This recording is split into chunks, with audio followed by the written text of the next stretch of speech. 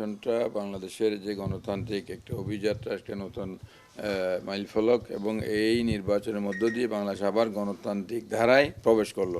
দীর্ঘদিন গণতন্ত্র নামে স্বৈর শাসন, ফেসিবাদ যেভাবে জেঁকে বসেছিল, যেভাবে দিনে ভোট রাতে করে, তারপরে মানুষের অধিকার হরণ যেভাবে হয়েছিল, এটার বিরুদ্ধে মানুষ ফুঁসে উঠেছিল এবং এটার বিরুদ্ধে আন্দোলন সংগ্রাম করে আজকে ফ্যাসিস্টের বিদায়ের পরে মানুষের যে ভোটাধিকার, হারানো ভোটাধিকার, সেটা ফিরে পেয়ে আমরা অত্যন্ত উচ্ছ্বসিত। জনগণ উচ্ছ্বসিত, ভোট কেন্দ্রে গিয়ে জনগণ ভোট দিয়েছে এবং জনগণের প্রদত্ত ভোটের রেজাল্ট সত্যিকারভাবে ফলাফল হিসেবে প্রকাশিত হয়েছে।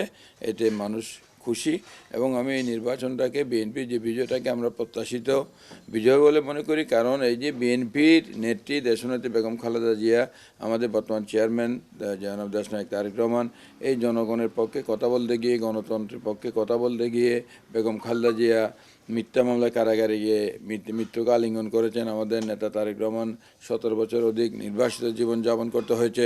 আমাদের অনেক নেতাকর্মী খুনের শিকার হয়েছে, গুমের শিকার হয়েছে। লক্ষ লক্ষ নেতাকর্মী মিথ্যা মামলায় কারাগারে, নইলে কোর্ট বিলিং অথবা ফেরারি জীবনযাপন করতে হয়েছে। তো মানুষের এই যে বাংলাদেশ জাতীয়তাবাদী দল, এই যে মানুষের অধিকার প্রতিষ্ঠার আন্দোলনে নেতৃত্ব দেওয়ার কারণে জনগণের স্বাভাবিকভাবেই জনগণের প্রত্যাশাটা বিএনপির উপর ছিল এবং বিএনপি নির্বাচনে সেই রেজাল্টটা পেয়েছে। আমরা জনগণই হচ্ছে সবসময় বিএনপি জনগণের উপর ভরসা রেখেছে, আস্থা রেখেছে এবং কোনো সময় জনগণ বিএনপিকে হতাশ করেনি। এই নির্বাচনের সফলতাটা হচ্ছে, আমরা যে বললাম যে গণতন্ত্রের একটা অধ্যায়ে প্রবেশ করলাম, গণতান্ত্রিক সময় প্রবেশ করলাম। এই যে গণতন্ত্র, একটা গণপ্রজাতন্ত্রী বাংলাদেশ সরকার যে আমাদের সাংবিধানিক যে ধারা, সেই ধারায় আমরা প্রবেশ করলাম। এটা হচ্ছে এই নির্বাচনের সবচেয়ে বড় প্রাপ্তি বলে আমি মনে করি।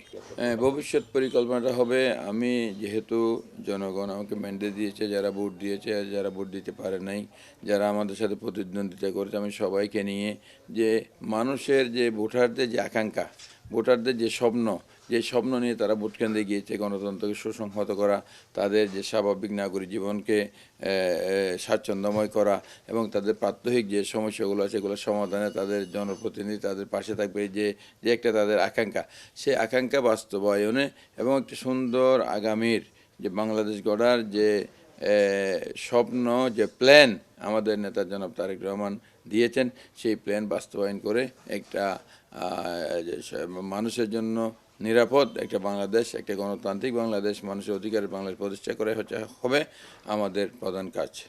9 আসনে ভোটারদের জন্য 9 আসনটা ধরেন, এই যে চট্টগ্রাম 9 আসন, চট্টগ্রামের ইতিহাস, ঐতিহ্য, সংস্কৃতির পীঠস্থান হচ্ছে চট্টগ্রাম 9।